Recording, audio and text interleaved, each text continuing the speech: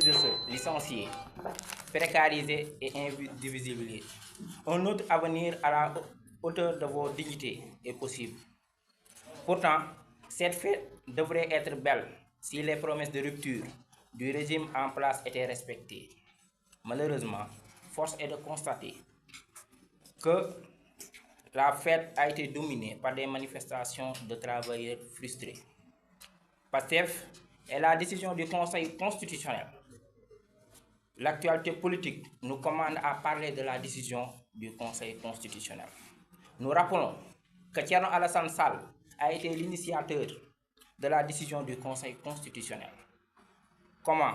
Dans le programme de législature de la coalition Sénégal-Kessé, Thierno Alassane Sall avait promis d'introduire une fois à l'Assemblée nationale une proposition de loi devant abroger totalement la loi d'amnistie.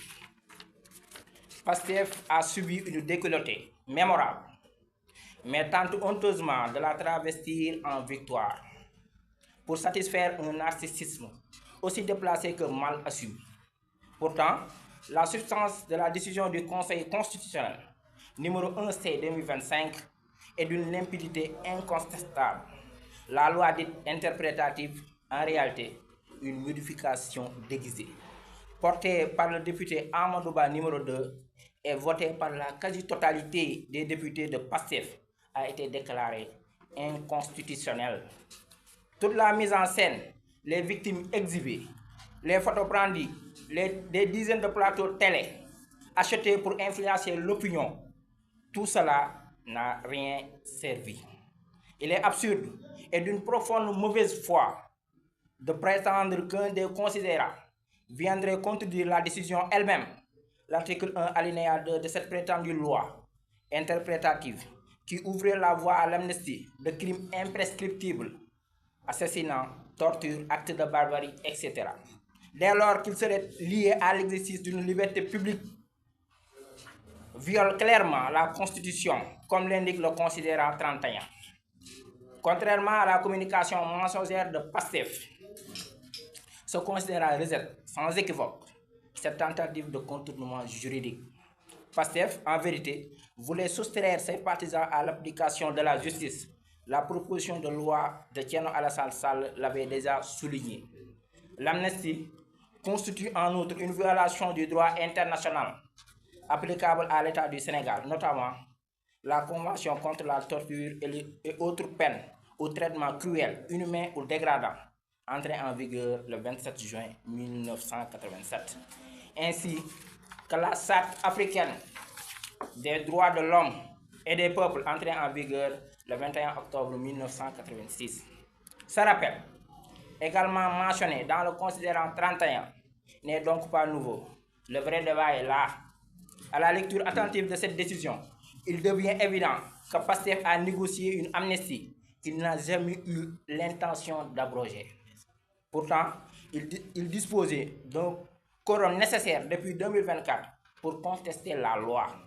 La clameur et les attaques personnelles dirigées contre Thierno Alassane Sall lorsqu'il a proposé une abrogation totale révèlent le vrai malaise, celui d'un parti pris au piège de ses propres contradictions. La duplicité et le cynisme d'Ousmane Sonko atteignent leur comble lorsqu'ils osent, à la manipulation de la décision numéro 1C 2025, annoncer avoir obtenu un non-lieu en janvier 2025. Parce que les faits seraient couverts par l'amnistie. Pour mieux revendiquer un droit acquis demain et faire croire à l'opinion qu'il serait déjà couvert par rapport à ces appels irresponsables au mortel combat, au Gatsa Gatsa. C'est là la justification de leur refus d'avoir porté un recours au Conseil constitutionnel en 2024. Le modus operandi de PASTEF l'intoxe plutôt que le débat.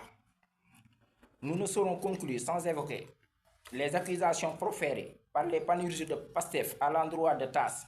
Les ignorés seraient cédés à la facilité, comme leur leader lui-même, fuyant le débat qu'il avait pourtant lancé depuis le pupitre solennel de l'Assemblée nationale. Le samedi 7 novembre 2020, à City Business, Ousmane Sonko déclarait ceci: « Je ne pensais pas que les scientifiques excellaient uniquement dans les chiffres, Mais votre niveau de langue, votre culture et votre style rédactionnel m'ont véritablement bluffé. Il vous a surtout fallu beaucoup de courage et de détermination pour écrire un livre à la charge contre un régime encore en place. J'appelle les citoyens à prendre conscience que Thierno Alassane Sall est d'une probité exceptionnelle. Car s'il y avait ne serait-ce qu'une once de reproche qu'on pourrait lui faire, il serait déjà en prison. Le modus operandi de tes détracteurs sera désormais de payer les médias et d'envoyer des sbires pour intoxiquer. Ce message suffit à comprendre le modus operandi actuel de Pastef, qui a monopolisé tout au long du Ramadan 2025 les plateaux télé en prime time pour s'exprimer contre un député singleton face à leur groupe de 130 parlementaires. Ils ont mobilisé charlatans, maires, députés et surtout vice-présidents pour attaquer Thierno Alassane Sall, dont le seul tort serait d'avoir exercé un droit constitutionnel en tant que parlementaire. L'affaire du Premier ministre.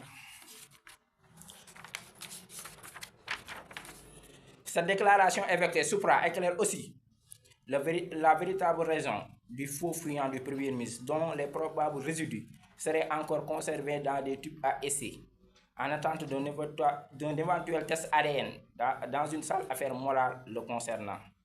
Conscient que le face-à-face qu'il avait lui-même sollicité avec la rigueur scientifique et intellectuelle du double lauréat du concours général sénégalais, Thierno Alassane Sall réduirait en ayant son mythe bâti sur le monologue. Ousmane Sonko a préféré envoyer deux jeunes visiblement redevables à lui pour dissiper les rumeurs. Le but de cette conférence n'était nullement de répondre à des rumeurs. On ne peut prouver ce qui n'existe pas. La preuve du diable n'existe pas. En revanche, cette sortie révèle le danger qui plane sur l'État. Le cas Azer, ignorance ou manipulation. Le directeur général qui méconnaît à ce point ses responsabilités allant jusqu'à imputer à un ministre un probable retard de chantier relève d'une ignorance grave du fonctionnement de l'administration ou simplement de la mauvaise foi. Le décret numéro 99-1254 du 30 décembre 1999 confère à l'ASER une autonomie financière et de gestion. Elle dispose de sa propre cellule de passation de marché et d'un agent comptable particulier détaché par le ministère des Finances pour ses règlements.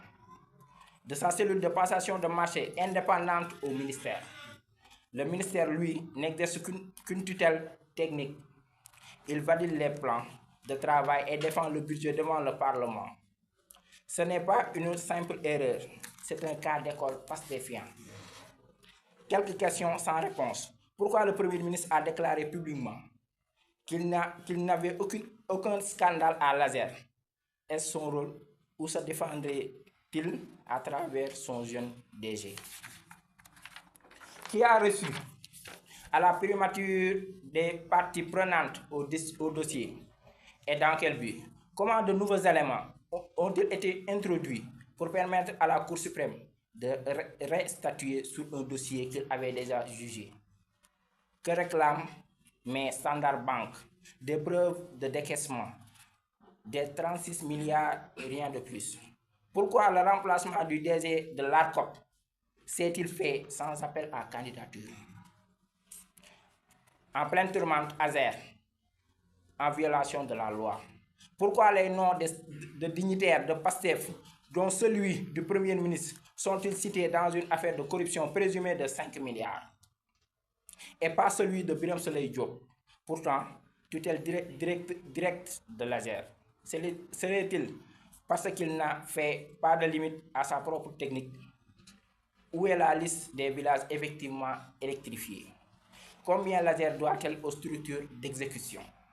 Pourquoi Djibou Dione à Ziguinchor et non Tambacounda, Kédougou ou Matam? Tasse un parcours irréprochable. Thierno Alassane Sall, c'est plus de 30 ans de leadership à l'ESECNA, dans le système des Nations Unies, à l'ARTP et au ministère des Infrastructures et de l'Énergie. Rappelant aucune mention de l'IGE, à l'OFNAC, à la Cour des comptes, ni dans les audits internes et externes. Il est l'un des 2 seuls Africains de son époque à avoir obtenu la certification internationale pour auditer en Asie, Europe et Afrique pour le compte de l'OACI. Il a été aussi l'un des 19 experts mondiaux choisis pour rédiger l'annexe 19 de la Convention de Chicago sur la sécurité aérienne.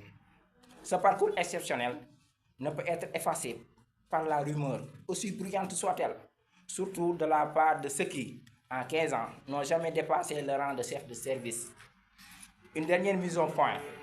Vous êtes aux affaires.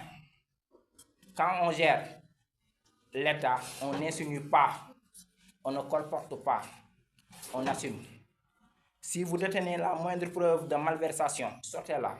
Sinon, fermez ce chapitre, qui contredit même les témoignages de votre propre leader, celui-là même qui cherche encore un agrément pour soins thérapeutiques au salon Suite Beauté. Merci.